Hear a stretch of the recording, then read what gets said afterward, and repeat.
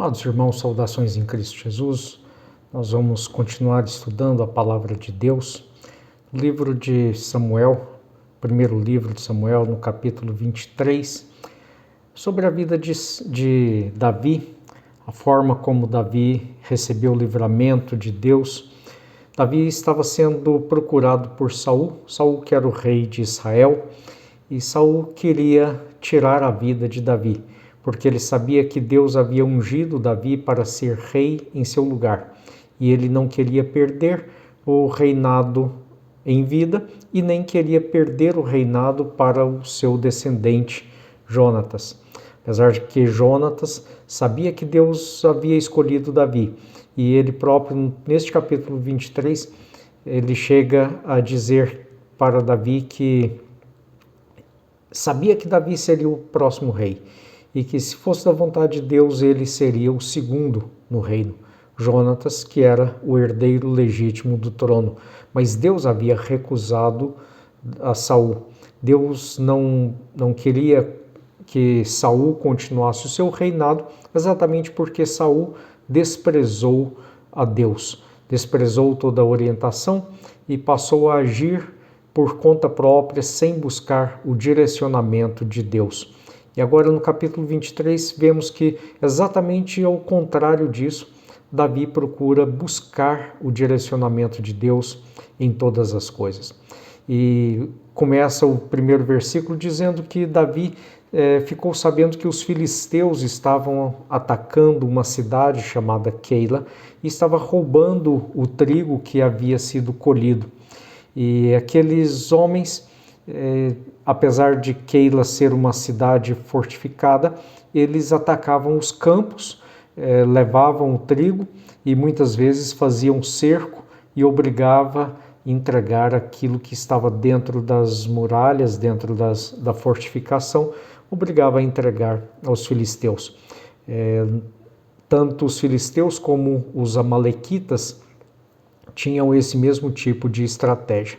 E Davi, sabendo que a cidade estava sendo atacada, não agiu por impulso, mas buscou primeiramente a orientação de Deus para saber se ele deveria ir e pelejar, guerrear contra aquele povo. E Deus dá a resposta para Davi que ele deveria ir, que ele deveria guerrear com aquele povo. E ele insiste em querer saber de Deus a resposta se ele venceria aquele povo. E Deus diz que ele venceria. Mas os homens de Davi não estavam satisfeitos com isso, eles estavam com muito medo. Eles mesmos viram uma possibilidade de estar guerreando contra os filisteus e Saul chegar com seu exército e aqueles valentes de Davi estarem então entre dois exércitos inimigos.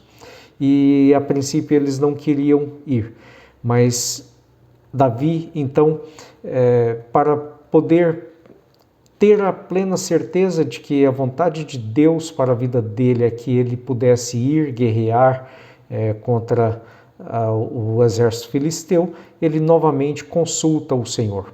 E Deus novamente responde e diz que ele deveria ir atacar os filisteus, porque ele, o Senhor Deus, daria vitória sobre os filisteus. E Davi, então, diante dessa certeza que ele tinha de que aquela batalha, como ele dizia, era a batalha do Senhor, as guerras do Senhor, ele agora então expõe isto para os seus homens, e os seus homens são convencidos e eles seguem Davi.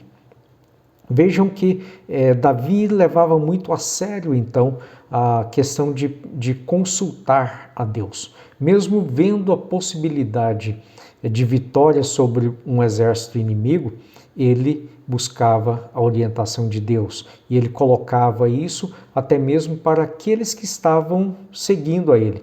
Isto não era nenhuma demonstração de fraqueza de Davi, muito pelo contrário, isso dava a ele autoridade, porque o povo sabia que quando a guerra, quando a batalha era a batalha do Senhor, a vitória era garantida. Por isso, tudo que ele ia fazer, ele consultava. Davi então confirma essa orientação de Deus para que pudesse ter paz no coração dos seus soldados e para que pudesse ter paz também no seu coração. Isso é muito importante nós fazermos, buscar a orientação de Deus para tudo aquilo que nós formos fazer, para que haja paz, haja confiança nos nossos corações.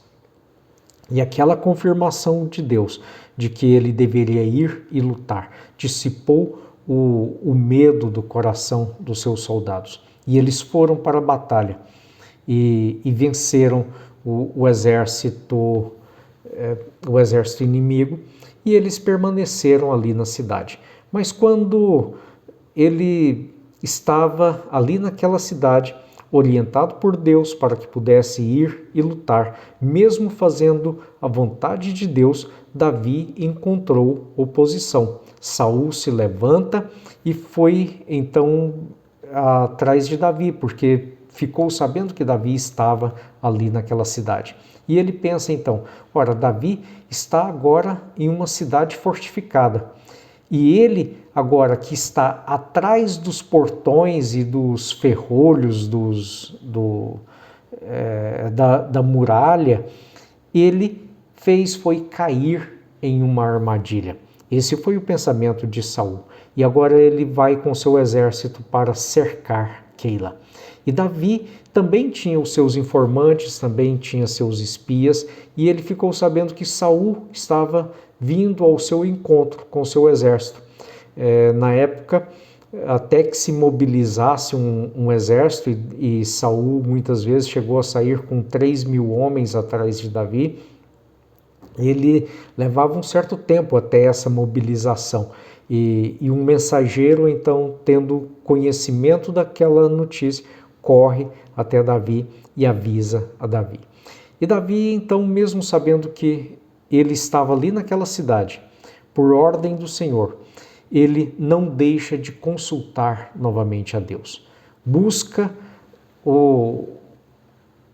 saber a vontade de Deus, e ele consulta através do sacerdote se Saul sairia para guerrear contra ele. E Deus responde a ele: vai sair, Saul está vindo, Saul vai se opor em guerra com você. E ele então pensa, será que se eu permanecer dentro dessa cidade, mesmo este povo que teve livramento pelas minhas mãos, pelas mãos do meu exército, será que esse povo vai me entregar a Saul? E ele consulta a Deus e Deus responde: vai entregar. Veja que mesmo diante de uma situação em que Davi estava fazendo a vontade de Deus para o livramento do povo, Deus revela a ele que aquele povo haveria de traí-lo, mesmo tendo sido imensamente beneficiado por Davi, pelo seu exército, beneficiado por Deus, mas agora Davi recebe a mensagem de Deus que aquele povo haveria de traí-lo, aquele povo haveria de entregá-lo nas mãos de Saul. E Davi então sai da cidade. E quando ele sai com 600 homens, não é uma saída discreta, não é uma saída que não deixasse rastro. Saul então fica sabendo que Davi já havia saído da cidade, e ele deixa de ir a Keila, mas marcha para poder buscar, para poder encontrar Davi. E Davi, como nós dissemos, sabendo que estava lutando as batalhas do Senhor, ele sabia que era necessário buscar constantemente a orientação de Deus. Quantas vezes nós buscamos a orientação de Deus apenas no início de um projeto e depois nos esquecemos de voltar a Deus em oração. Mas a vontade de Deus é que nós possamos buscar a sua orientação a todo tempo. E quando Davi soube que Saul planejava atacá-lo, ele diligentemente quis saber de Deus: eu devo resistir, devo sair, devo abandonar essa cidade, e Deus o orienta para que ele pudesse sair daquele lugar. E mesmo aqueles que foram beneficiados pela ação de Davi, que são os moradores de Keila, eles também foram instrumentos de Satanás para poder tirar o ânimo e a segurança de Davi. E Davi não se volta contra aquele povo, Davi não tenta se vingar daquele povo, mas Davi reconhece que o principal era fazer a vontade de Deus. E se Deus não queria que ele permanecesse ali, ele deveria então sair daquela cidade, e ele sai e deixa para trás aquela fortificação que poderia ser uma segurança para ele. Mas ele vai então para o deserto. E quando ele sai para o deserto, o povo que morava naquela região, uma região chamada Zif, eles não deram um bom tratamento para Davi. E eles procuram, então, a denunciar para Saul que Davi estava ali no seu território e que eles queriam, então, entregar Davi para Saul. Veja que Davi sai de uma fortificação, vai para um deserto, Deus providencia o deserto como um lugar seguro para ele, mas as investidas de Satanás continuam e buscam agora tirar o sossego, tirar a segurança de Davi. E aquela proposta de entregar Davi nas mãos de Saul atrai os olhos de Saul, e Saul faz um pacto então com aquele povo.